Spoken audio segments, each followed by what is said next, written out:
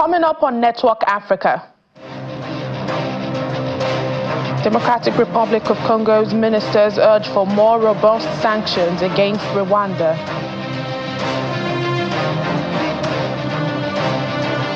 Sudan's Rapid Support Forces and allied groups signed transitional constitution, getting closer to setting up a parallel government. Plus, the UK government says it will not send further payments to Rwanda after the cancellation of the migrant deal between both nations.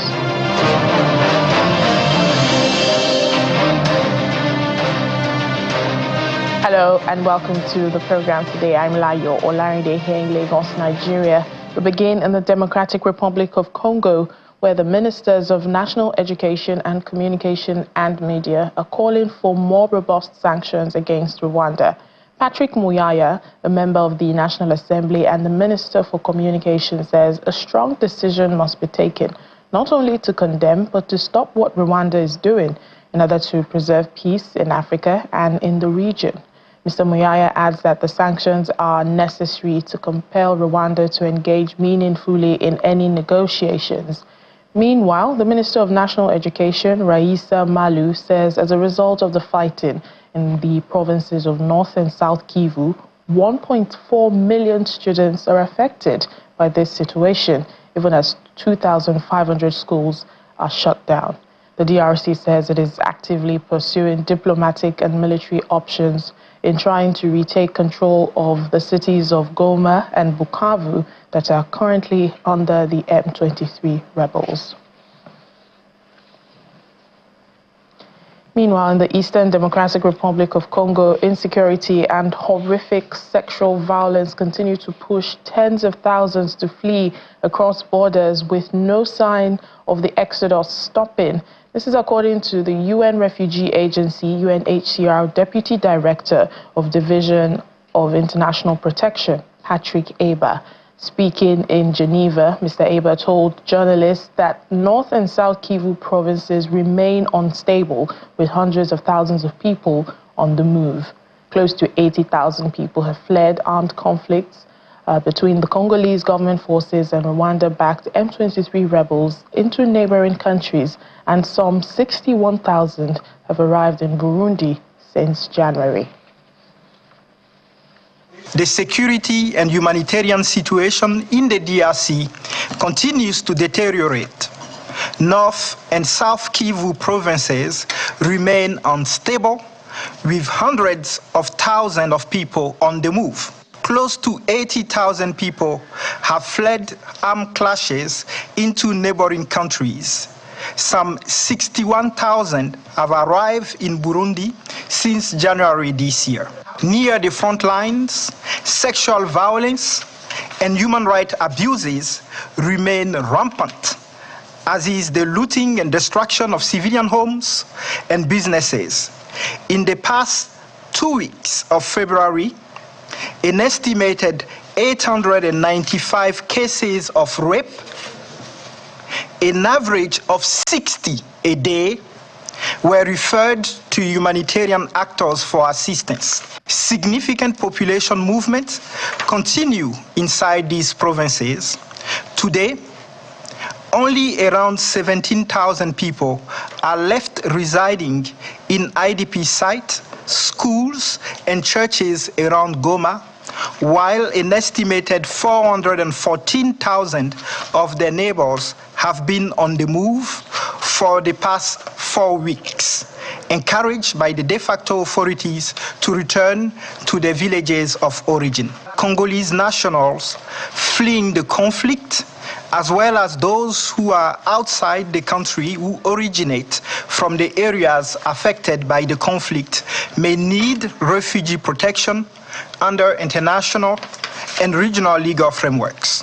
We are aware that the US funding freeze, but also we can confirm that we have received a waiver from those 90 suspension few emergency countries, including DRC. to the war in Sudan. After 2 years of war, the paramilitary, rapid support forces and allied groups have signed a transitional constitution. The RSF have been at war against the Sudanese armed forces since April 2023, triggering mass displacement, famine, the deaths of several tens of thousands of people, and widespread sexual violence in the country. The new constitution brings the RSF closer to setting up a parallel government. The document formally establishes a government and maps out what it describes as a federal circular state split into 8 regions. Meanwhile, fighting against Sudanese armed forces continues, although the RSF have recently seen their military advances stall. At the end of February 2025, the armed forces made progress for the first time in 2 years, edging closer towards retaking control of the capital, Khartoum. A $53 billion reconstruction plan to rival U.S. President Donald Trump's idea for the U.S. to take over Gaza and move out more than 2 million Palestinians has been approved by Arab leaders at an emergency summit in the Egyptian capital, Cairo. At the end of the hours-long gathering, the Secretary General of the Arab League, Ahmed Aboulgate, announced the Egypt plan is now an Arab plan. Egypt had produced a detailed blueprint with a 91-page glossy document including images of leafy neighborhoods and grand public buildings to counter a U.S. scheme labeled as a Middle East Riviera, which shocked the Arab world and beyond. Well, President Abdel Fattah al-Sisi is calling for the adoption of the plan and the mobilization of regional and international support for it. الإنسانية ستتوقف طويلا أمام ما حدث في غزة لتسجل كيف خسرت الإنسانية قاتبة. Egypt has been working in cooperation with the State of Palestine and international organizations to develop a comprehensive and integrated plan to rebuild the Gaza Strip without displacing Palestinians, starting with emergency relief and early recovery operations and ending with the reconstruction of the Strip. Egypt calls for the adoption of this plan at our summit today and the mobilization of regional and international support for it, as it preserves the right of the Palestinian people to rebuild their homeland and ensures their survival on their land. The UK government has said it will not send further payments to Rwanda following the cancellation of the migration deal between the two countries. On Monday, Rwanda's government spokesperson Yolande Makolo said the UK had asked Rwanda to quietly forego the remaining payment, reportedly amounting to £50 million, based on trust and good faith. However, Rwanda has now asked that the UK pay the remainder of the money it says it is owed, accusing the UK of breaching trust by suspending some aid to the country.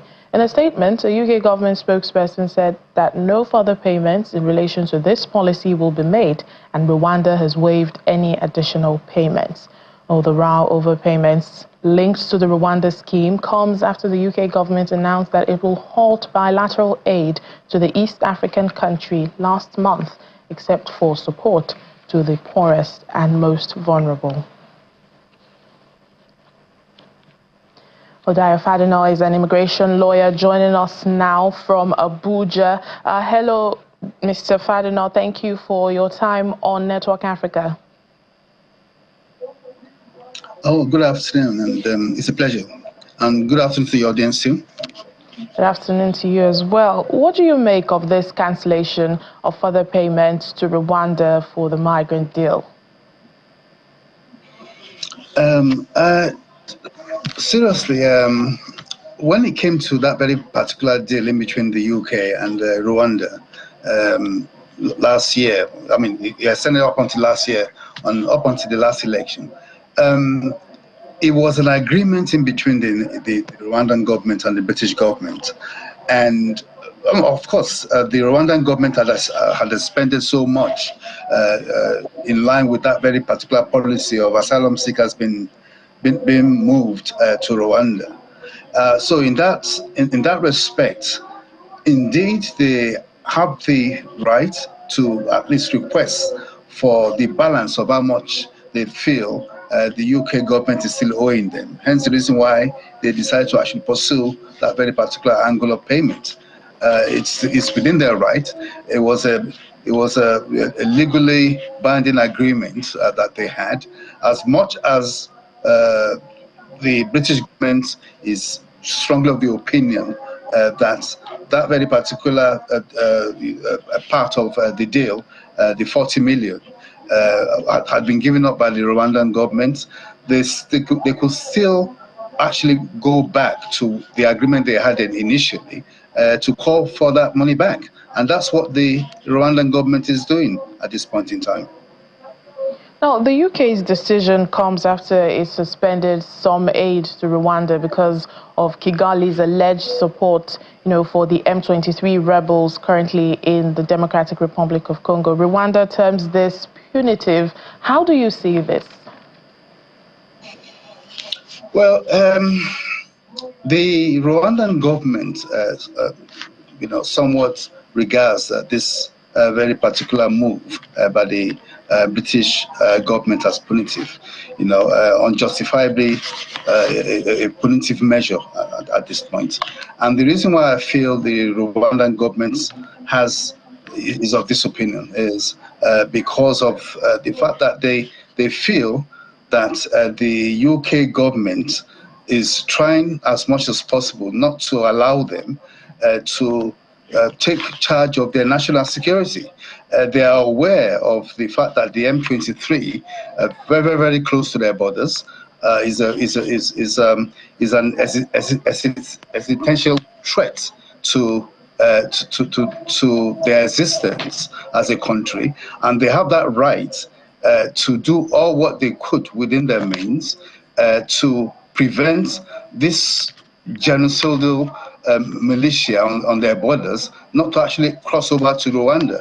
So they have that right to at least use every means they within what they have to prevent those people actually from crossing over to their borders. So if it's to do with the fact that they now have to support a very particular group that gives them that chance and that power to protect their borders, that's what the Rwandan government is actually doing at this point in time.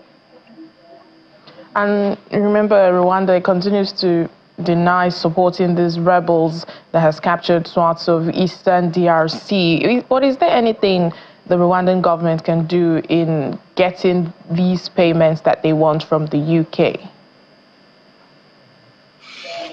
Well, whether they'll be able to get this payment back from the UK is quite debatable. If indeed they insist that the UK government should actually pay them back what they think they are still owed, of course they could take legal action to be able to actually get their money back, because it was an agreement in between the UK and Rwanda, and if the UK should insist that they are not ready to actually pay back, to pay the balance of what they are owing to the Rwandan government, the Rwandan government could actually take legal action and go to court to recover the money they think they are owed by the British government. Now, remember, this deal did not eventually take place despite, the agreements and the signings of MOUs. That flight did not take off to Rwanda, and we remember that the UK courts had to stop it. So what happens now? Does this mean, taxpayers' money, the UK taxpayers' money has just been freely given to Rwanda? Well, unfortunately, when this agreement was brokered some years ago, that was under the last Conservative government. There was an agreement in between the two governments that this policy would be carried through. Hence, the money, the British government actually then promised the amount, roughly about 240 million pounds, about $310 million, for them to at least put this plan in place and the policy in place. They have that agreement. They've expended so much, to make this policy, bring that very particular policy into fruition. It's not the fault of the Rwandan government that this policy never actually took fruition. And unfortunately, yes, British taxpayers' money, but an agreement is an agreement. If it's the case that the Rwandan government is insisting that that's what's going to happen, that they need their money back, unfortunately, that would have to, the British government would have to actually abide by that, their part of the agreement, by actually giving back the money they still owe. That's the case, I'm afraid. It's unfortunate that it's taxpayers' money, but an agreement is an agreement at any point in time. And the Rwandan government would, if they so wish, enforce this very particular agreement. All right, then, we'll leave it at that. Thank you so much, immigration lawyer Dayo Fadina. Thank you for joining us. Oh, it's a pleasure. Thank you very much. A pleasure. Thank you. A mass trial of around 40 prominent opposition figures has started in Tunisia on Tuesday, and it's a case lawyers, relatives, and rights groups say is politically motivated. Diplomats, politicians, lawyers, and journalists who are critical of President Kais Saied are among the defendants. They could face the death penalty if found guilty of charges which include plotting against state security and belonging to a terrorist group. Human Rights Watch has labeled the trial a mockery of a trial based on what they call abusive charges, while the UN recently urged Tunisian authorities to end all forms of persecution of political opponents. Nigeria's Minister of Foreign Affairs, Ambassador Yusuf Maitama-Tuga, is leading a high-level working visit to the United Kingdom as part of ongoing efforts to strengthen diplomatic ties and enhance strategic cooperation between both countries. The visit is expected to deepen Nigeria-UK relations across multiple sectors, including trade, investment, technology, media, and academia. According to a statement released, the visit also reflects Nigeria's commitment to engaging global partners to drive economic growth, innovation, and sustainable development. Through this working visit, Nigeria says it aims to consolidate its long-standing relationship with the UK, exploring new frontiers for economic growth, and reaffirm its commitment to regional peace and stability. The Taiwanese representative to Nigeria, Ambassador Andy Yi-Ping Liu, says the Investment Protection and Promotion Agreement, IPPA, which has been negotiated between the Nigerian and Taiwanese governments, will boost the economies of both countries and strengthen the relationship between both nations. Speaking on our breakfast program, The Morning Brief, Ambassador Liu says the Nigerian government must also identify the needs of each state in the country and create an agenda to boost investor confidence and foster true economic growth. The Investment Protection and Promotion Agreement, called IPPA, had already been done with all the negotiation between Nigeria and Taiwan through the governmental negotiation. Now it's waiting for the final stage of signing. I'll be signing on behalf of my country, and your trade commissioner in Taiwan will sign on the agreement on behalf of your government. You have the best natural resources in Africa. Nobody can deny that. And Taiwan is such a faraway island from Nigeria. But with the IPPA being properly negotiated and being signed in the near future, we believe that your natural resources, even from agriculture to mining and to energy, can be utilized by our investors coming into Nigeria. Our investment or our technology coming into Nigeria would depend very much on your government, your federal government approach to us. But your federal government cannot just come up with anything. They have to go around to ask different states, because you have 36 states plus FCT. Every state has its own specialty and its own special interests. So that is what Australia has been doing. The federal government would ask from all the governors what your state would need from Taiwan to do technology, know-how, training, and also investment. Then your federal government will come up with a complete list of agenda to discuss with Taiwan. then your federal government will take the lead with all the interests expressed by the state government, what Nigeria and each of the individual states would like to do with Taiwan. So that is the most practical way, because we cannot just come to Nigeria and selling our product and selling our technology. You have to have your own agenda. What is the best and priority for each of the states? The Lagos state government has unveiled the pathway to malaria pre-elimination and digitization, an initiative aimed at safeguarding the lives of Lagosians for them to contribute favorably to the socio-economic development and the gross domestic product of the state. Governor Babajide Sanwo-Olu, who unveils the program funded by the Impact Project, an initiative of the federal government, calls on individuals to test before treatment. Malaria is a major public health concern in Nigeria, with an estimated 68 million cases and 194,000 deaths due to the disease in 2021. According to the World Malaria Report 2024, Nigeria accounts for 27% of the global malaria cases and 31% of malaria-related deaths. Ladies and gentlemen, thank you very much. In a bid to curb the spread of malaria in Lagos, the state government is launching a pathway to malaria pre-elimination and digitalization program in partnership with other stakeholders in the health sector to improve case management and link patients to social health insurance schemes. We know in the medical fraternity that there are myriads of causes of fever that can mimic malaria. So as a good professional environment, we need to be able to distinguish these categories and give the correct amount of treatment. One thing that we don't do much anymore is we don't examine our patients, so we're using this opportunity to advocate that we must do a thorough history and examine the patient. About $20 billion has been set aside to deepen access to primary health care in Lagos State through the Impact Project set up by the federal government to also improve malaria prevention and treatment services. For this year alone, for Lagos State, there's a $20 million earmark for these two components in Lagos State just for 2025. Earmark, I use the word earmark because you can only get it if you implement the activities. If activities are not implemented, that fund may not be available, so it needs to be implemented. The World Health Organization and other partners are willing to support the Lagos state government to curb the spread of malaria.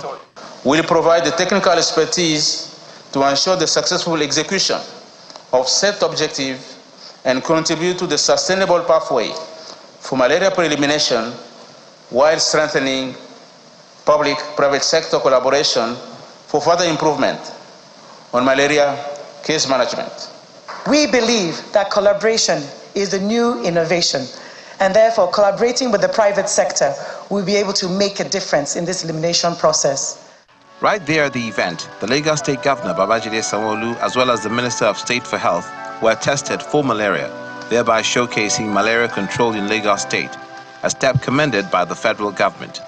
This momentous project will not only set the track for malaria pre-elimination in Lagos State, but in Nigeria at large, thereby once again making Lagos State a trailblazer. Governor Sanwo-Olu insists all pharmaceuticals must test before treatment and prescription. All of our pharmaceutical establishments ensure that we can pass this message. Test before treatment. It is so important that we do not just take this for granted. Let us ensure that we can take this advocacy into our communities, into our nooks and crannies. The event was rounded off with the unveiling of Pathway to Malaria Pre-Elimination and Digitalization Program in Lagos that advocates tests before treatment in order for patients to receive proper diagnosis for malaria. And that's it on the program for today. Thank you for watching. I'm Layo Olarinde. Have a lovely day.